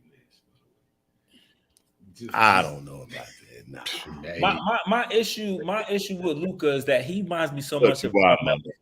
I'm John Stockton over Steve Nash. And I stands with my producer. Y'all wilding on Yes, that. I do. John Stockton ain't did nothing nearly what individually Steve Nash did. No. Come on now. Let's stop. Let's be. That's a hard one, babe. Nah. You're looking at errors though. Listen. The MVP trumps everything. Yeah, you are looking at errors. Yeah, but the MVP trumps everything. John Stockton has never been in a conversation. Those were two of the most MVP I've ever seen him. But he got him. But he also played against Baker. He played against Peyton, Isaiah, Magic. Yeah, but Johnson. But let me ask you this. Mahmoud Abdul-Rauf. Okay, but that's subjective. And I agree with you in terms of that. But you got to look at it like this. If we just go by the facts, who's done more? Because neither one of them won a championship. Well, look, hey, John Stockton took them Jazz to 2 finals and lost to that man. You exactly. Feel me? That little dude little Canadian kid ain't never done nothing. No, but that's okay. But he's got 2 league MVPs, and look at the skill set. But look, he had a similar situation in pairing with Amari and and that 2-man game didn't look nothing like Stockton and Malone. If y'all want to go 3-on-1 versus me, we could do a comparison. It's no comparison. Individual wise is no comparison. Now, y'all are all being biased to the 90s, and I get it. I was a product of the 90s too. But let's just be honest. But Baker, he's the all-time NBA steals leader, and he's second all-time in assists. And Steve Nash has 2 MVPs, and he's always in the top 10 of it. But see, that's like an MVP in like a lockout season. It doesn't matter. You can't take that away. You can, because if it was a better nigga out there, he deserved that. That's just how it works. That's subjective. Sometimes they give a trophy to him. It's a participation trophy. Niggas wasn't getting no success. We giving facts. John Stockton ain't never been in the conversation of a most valuable player. It's been his teammate. Now you could probably say this. Did Karl Malone get MVPs? Yeah, he did. He beat Jordan 1 year for 1. Because John Stockton gave him the rock. It doesn't matter, but that's a subjective opinion. My whole thing is this. Okay. Now, I think y'all got an argument when you say who's the better point guard. Okay. Now, Stockton might have that. Okay. But when you talk about stats and individual career, it's not even them. It's not even the 2 MVPs. It's not even close. It's not even close. Now, if you want to say point guard play, yes, maybe. But that's scoring. That's no. It can't be scoring. He doesn't even compare to Steve Nash scoring. What are we talking about? Okay, maybe. What are we talking about now? Because I feel like Stockton can score those. But that wasn't his. But Cole, Terrell Brandon could score. Yes. No. But that wasn't his role. But when they played in the playoffs, whether it was Jordan or Peyton or whatever, he showed up with big games and scoring 20 consistently. He didn't. And you just said 5 minutes ago, Steve Nash could score whatever he wanted to too. No, I can say that. But Steve Nash wasn't playing defense like my man. Listen, because he had to play defense. He played in Utah. Of course, he had to play defense. Nobody got on the floor in Utah. If you lead the entire association of all time. If y'all want to talk about all-time point guards, I'm with y'all. So I'm gonna leave you with this one, then you can move on. John Stockton has more total points, more rebounds, more assists, and more steals than Steve Nash. Give me the numbers. I need to get the numbers. That was a big fact. All right, so more points. Steve Nash got 17,000. John Stockton got 19,000. I got to see that in writing. Rebounds. Steve Nash got 3,600. John Stockton got 4,000. Yeah, but that's rebounds. Total assist. Steve Nash got 10,000. John Stockton got 15,000. Okay, I give you assists. Yeah, he's better point guard. Steve Nash got 899. John Stockton got 3,200. Okay, and now let's go to defense. Blocks. Now Steve Nash got 100. John Stockton got 315. That don't matter. They both 6'1". Hey, but let's go to achievements. Let's go to the career achievements. Stockton probably all NBA first team twice. Yeah, MVPs. Steve Nash got 2. Stockton none. All NBA first team. Steve Nash got 3. Stockton has 2. All NBA teams. Steve Nash got 7. Stockton got 11. Okay. All defensive teams. 0 for Steve Nash. 5 for Stockton. Assist leaders. 5 for Steve Nash. 9 for Stockton. Put some respect on that Gonzaga dog's 0 name, for Nash, man. 2 for Stockton. Y'all being listen. I'm with you, Stockton, man. Them some lonely MVP trophies he got in that cabinet. I'm telling you, them some lonely. In the wrong era. That's all it was. The argument for point guard. I'm with you. I'm not with you player wise. He's no Lamar. He's no Lamar Jackson. MVPs ain't the same. Nah, you can't argue with that. Come on. You could say you don't think he should have got him, but he won him. Yeah, I mean that NBA MVP. Just weeks ago, we were talking about Derrick Rose possibly maybe going to the Hall of Fame, and he got 1. Come on now, MVP. The difference as a point guard. The difference is my nigga deserved that though. Who? And Nash didn't? No, not at all. Well, that's subjective. They were better. I can't argue with that. I mean, let me look up them MVP years, and I can tell you a nigga that deserved that. I can't argue that. I can't argue that. I can't argue that. So I can't argue that. he beat out Dirk Nowitzki On his team, Oh, on his that was own the team. one, yeah. Oh, okay. My God. So What that year? was Phoenix. That was Phoenix. that was in Phoenix when Dirk was the next man. And see, they might have won the chip. That's what I'm saying. Dallas won the chip that year. It don't They matter. shipped him Listen, on. See, they gave him the feel good MVP. listen, Like, look, nigga, listen, we shipped you off. listen, And this but your ring. This your participation trophy, right? Regardless of what you say, regardless of how you devalue that, it's a most valuable player award. Whether you want to give it to him or not, that's subjective. At the end of the day, it's on his resume. I got to get it with that. John Stockton don't have that. Now, again, I'm with y'all. Point guard. Oh yeah, that's easy for me. It's John Stockton. Put it this way: that nigga ain't got no gold medals either. Who? Nash? I don't know about that. Come on. He ain't got no gold medal. Stockton was on the dream team in '92. He got look here, he gold. You know what I'm saying? Whoa. Because it's even on the dream. Hold on, wait. It's even on the Dream Team documentary that they snuffed Zeke because they did because of the okay. So let's take the gold medal off. If you can't take the gold medal, well, you can't take the MVP off. Then what we gonna do? Because if you want to take the MVP, I'm taking the medal. See, peep game. The MVP made out of bronze. And the gold medal. I'm talking about the gold medal. I could take your gold medal off because if you gonna give him the gold medal, then we gave the gold medal Christian Laettner. He deserve a gold medal. Nah, he played. Christian Laettner ain't played, but he's on the team. Who got the gold? On some symbolic shit. Yeah, but when he stood on the thing, he got a gold medal, right? That's right. All right then. So the same way you want to devalue Nash MVP, I'm devaluing John Stockton gold medal. How about that? Because everybody knows Isaiah Thomas was supposed to be on that team. So you want to be subjective about the MVP? We can stand on that. I'm subjective about him being on the dream team. We can stand on that. I like it. All right, cool. I like it. We even on that. All right, cool. I like it. Cool. No, I like it. Yeah, we even on that. Because if we're going to be subjective, I'll be subjective because everybody knows it's even on the dream team. Like, they got Barkley in interviews. Like, I don't know why.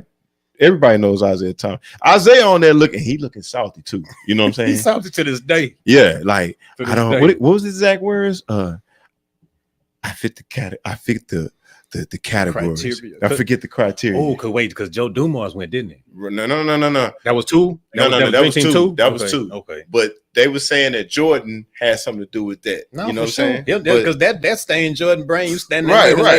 Y'all not even going to shake my hand. Now, just for the record, I will say this. I do think John Stockton, see, he got me knocking over the mic. I do think John Stockton is a better point guard than Steve Nash, hands down. I'm with y'all on that.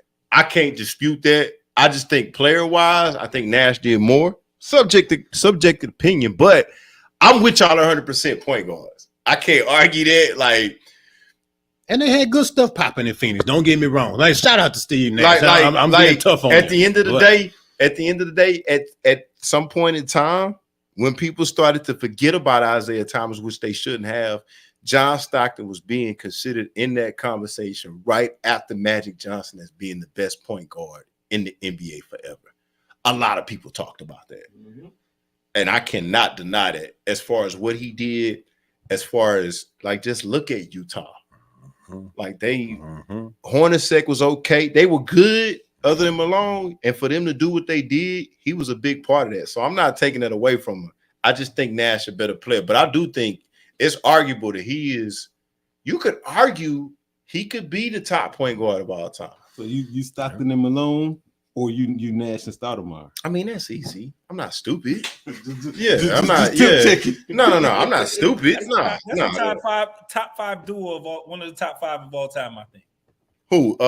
Malone and Stockton. Of course. The only thing they didn't do was beat Jordan. Yeah. That's the only thing they didn't do. Or Dream. Right. Well, they got Dream in the jailhouse uniforms, but that really wasn't Dream's fault. They did eventually get Dream because Barkley didn't. Barkley, I think he was at your house when Barkley didn't close out. Man, and Stockton pulled up. Yeah. So they did get Dream. They didn't get Dream at the peak, but they got the Scotty and Barkley Dream. So shout out to Steve Nash for making Sean Marion look like he had a jumper for all them years, man. That was real.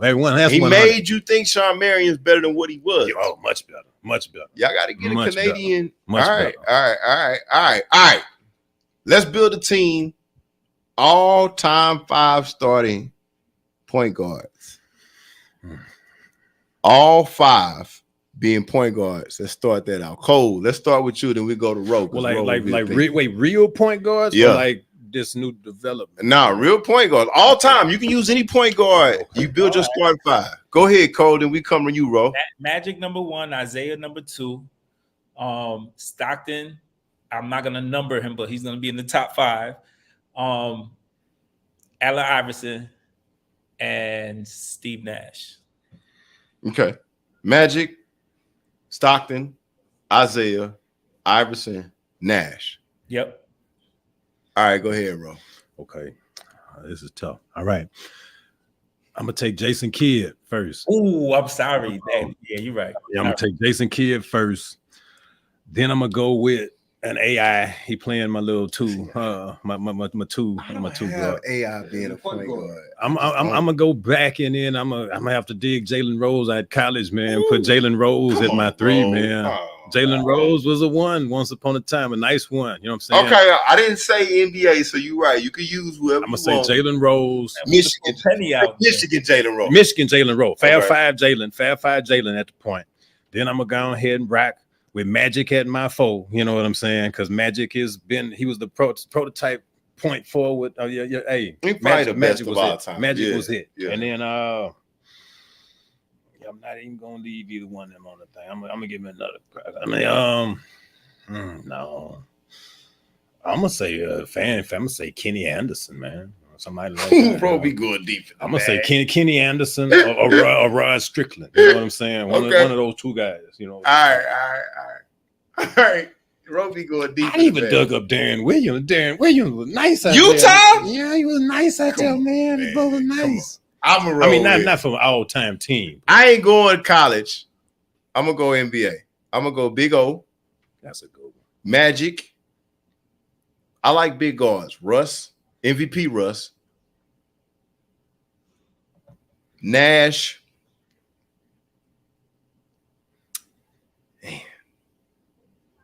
Kyrie, dog. How y'all sleeping on? See, I got him to score. Yeah, he like I got they got little tools to me with him. Yeah, so I'm gonna go Big O, Magic, Russ. Did I say Nash? Mm-hmm. Nash. You have to have J Kidd. Zeke okay, I'll tell you what.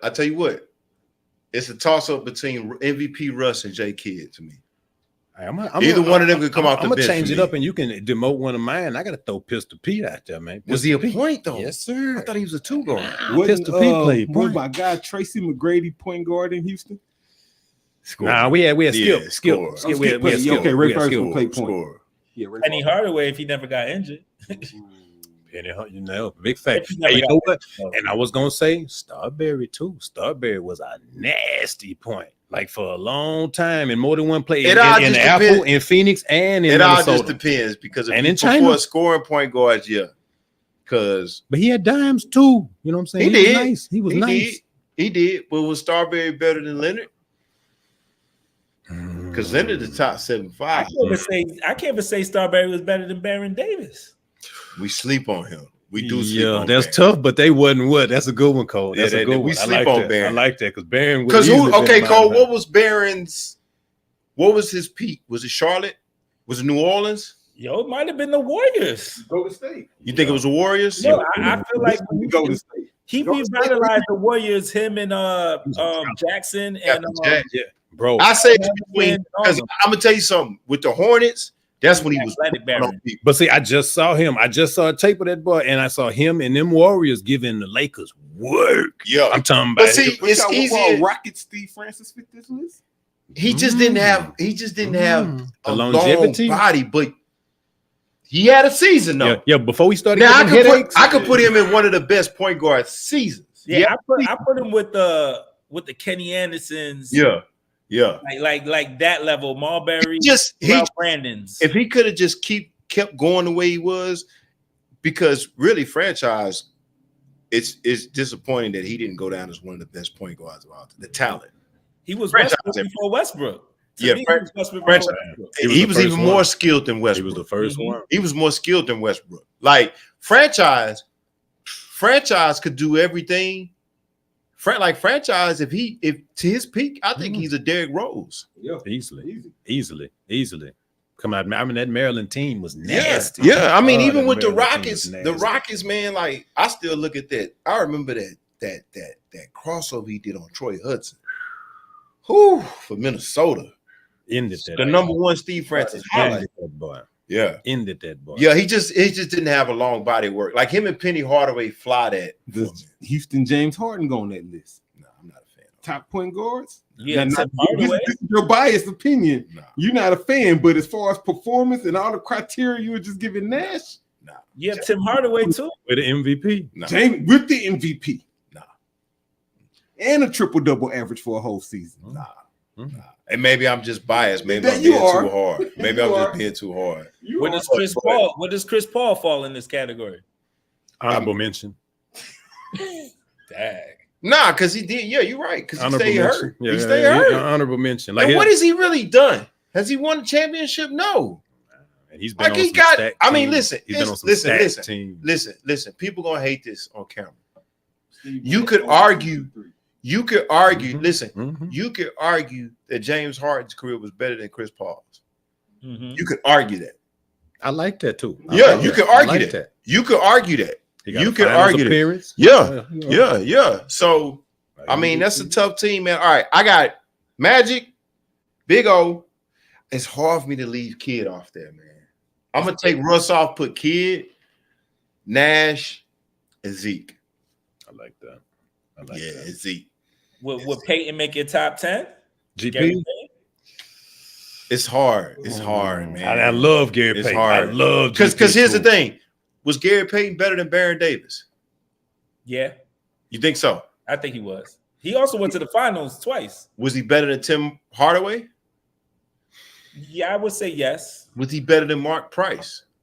Yes. Was he better than Phoenix Kevin Johnson? Yes. Don't stop it. He was. Kevin Johnson was dirty, but he was better than him too. Was he better than who we talking about again? We talking about Jason Kidd. He was right there, neck and neck with Jason Kidd. I felt he wasn't better than Jason. he wasn't better, but he was neck and neck. I don't know, man. Tyler point guard. GP just didn't shoot it well for me, but his impact See, on the was tough. defense and on the defensive His side, impact that's was really tough. what kind of brings it. Yeah, his you impact know. was tough. Yeah, his impact was tough. That's a good argument, Cole. I ain't gonna lie. All right, let's get out of here. Let's do one more, then let's roll, man. All right. Let's go ahead and do the shout outs. Let's give a shout out. Chuck, we got a shout out to the New York Liberty for securing their first WNBA championship. I think they deserve a lot of credit simply because of this. Number one, it's in New York. I'm going to show my man Cole some love. But in the midst of all what's going on in the WNBA, the Liberty wasn't the quote-unquote darlings this year. It was the aces. It was the two young kids. They didn't get a lot of publicity. I like that about them and Minnesota. But shout out to the Liberty for doing it the way they did it. I think they personify a great WNBA champion. The way they fought and the way they didn't get and it's funny because they didn't get a lot of media coverage because again, my Aces was dominating the headlines. So shout out to them for even knocking off the Aces and my girl Aja Wilson. So we got to get a shout out to the Liberty for winning that WNBA championship. And I think they can repeat if they can bring everybody back.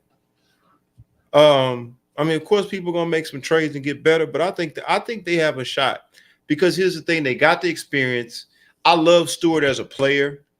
I love their supporting cast. So shout out to them, man. Shout out to the Big Apple for that. Cole, are they doing a parade for them? Anything? Yes, they are. They're gonna be the first women's team to get a parade out here. Okay, perfect. All right, shout out to the Baltimore Ravens for having 3 out of the 6 weeks. Either Lamar Jackson or Derrick Henry has been named the Offensive Player of the Week. Shout out to Baltimore for having that, man. They have a committed running backfield, and I think if Henry can stay healthy, if they both can stay healthy, they got a shot at the AFC. Shout out to the Yankees for yet making another World Series. Cole, how many World Series is that for the Yankees? Do you know offhand? I don't know offhand, but it's one thing I did learn today that outside of the Lakers in Boston, the Dodgers and will have the most World Series appearances against 12. Yeah. 12. That's crazy. This is the 12th. That's crazy. And it's got to be hard playing for them, man, because everybody expects you to win. Like, You know, the thing about the teams like the Yankees, the Lakers, the Celtics, the historic teams, even the Cowboys, the pressure. That's why I always tell people about A-Rod. You know, A-Rod was the man in Texas. But when you get to New York and that pressure's in the media every week. Cog in the wheel, baby. That's why Derek Jeter will always be one of the best baseball players for me, because he spent his whole career with the Yankees. And you know New York was hard on him when they didn't win. To succumb to that pressure, man, it's not easy playing in New York. So shout out to the Yankees for making another World Series. Any of y'all got any shout outs, man, before we get up out of here? Shout out to the New York Knicks for winning Game 1 tomorrow. I'm gonna say in advance, yo. Shout out to the New York Knicks. But for real, shout out to Patrick Mahomes, man. For a quarterback to always be missing players on his team and being consistent and right on time, we might be looking at the greatest quarterback to ever play the game. I've said it. The GOAT. I've said it. Even over Brady, I've said it. Shout out to Coach Jason Campbell. I've said it. I've seen it. I already crowned him. I've never seen anybody do what he does. And I love Tom Brady. He's not my GOAT. He wasn't even my GOAT before Mahomes, and people think I'm a hater. I think he's one of the top quarterbacks. Mm-hmm. But I think, and it's not Brady's fault, I just think he benefited in the era where they didn't allow you to hit the quarterbacks. They preserved him and Peyton Manning, where you couldn't hit him. But think about what Mahomes is doing and how he's doing it. How he can throw the ball from any angle, and that's what I tell people about when we have expectations for quarterbacks, okay? Most quarterbacks need help to win. Mahomes does too, but you can put Mahomes in there and you can interchange those players as long as that offensive line holds him up. They got a chance to win it. Practice squad, nigga. Okay. Come on. Yeah. All you gotta do is catch the ball. Plug him in. So I'm with you, Cole. I've already went out of limb and said he's my GOAT. If he retires today, I got him as the greatest quarterback of all time. Yeah, greatest that I've seen. I've never seen nothing like it. Yeah. And again, even if he doesn't catch Brady, can Brady do anything? And see, I get it. Brady won, but can Brady do the things that he does? No. Nah, he can't. No. But go ahead. You got any shout outs, Cole? Shout out to Baker Mayfield, who's about to lead his second touchdown drive. He actually would have had the second touchdown if Evans didn't drop it. We heard that we just got a shout out from H-Town Baby that said Evans just went to the locker room, I think. Yeah, he just got injured. Those are our fantasy points with Baker. Well, Baker's still in, but our points for Evans. Yeah, but he ain't gonna get the yards now without Evans. But he will. Cole gonna call me a he's like Patrick Mahomes. He makes a way. Oh man, you got any shout outs, bro? Yo, prayers to Deshaun Watson and the family. Prayers to look like Brandon Ayuk went down. Debo in the hospital with pneumonia. It's how crazy that sounds. Yo, man, just shout out to everybody on the injury list, man. Keep your head up, baby. Y'all keep working, keep grinding, man. It'll be greater later. You know. Yeah, man. Shout out to everybody that's getting hurt. You know, one of the things about the NFL season, I think you just as good as your reserves because somebody ain't gonna be there. That's right. Shout out to everybody on the panel, all the co-hosts. Shout out to everybody who participated in the chat. Keep the show going. DWB doing it good. Shout out to Chuck, the man that's holding down Most Serious. Shout out to my man Ro to the left, and shout out to my man Cole all the way up in NY, from NY to Mo City, back around the 3rd Ward, back through Houston, back up to the Bronx, Brooklyn, Harlem, everywhere. We here for DWB episode 6, season 3. And just to let you know, the Yankees had 27 championships and 40 appearances. Golly, man. Woo, man. Shout out. We can't hate. Cannot hate on the New York Yankees. So keep on doing it, Yankees, man. I think it's the Yankees versus the Dodgers, right? Yep. All right. Well, World Series is on fire. Ohtani. Yeah. Shohei. Yeah. Player. That might be the greatest baseball player we ever seen. Yeah, he's on the way. He's on the way. And that's saying a lot. That's saying a lot. We got to talk about him pretty soon. But shout out to everybody that checked us out this week on Debate with Bake Podcast. Make sure you check us out on mostserious.com. Make sure you give us a like and subscribe. Come back and check us out next week. We doing it from Houston to Mo City to Houston to back to New York and back to Houston and back into New York City and back to Mo City, back here. Mo Serious, DWB, episode 6, season 3. We out.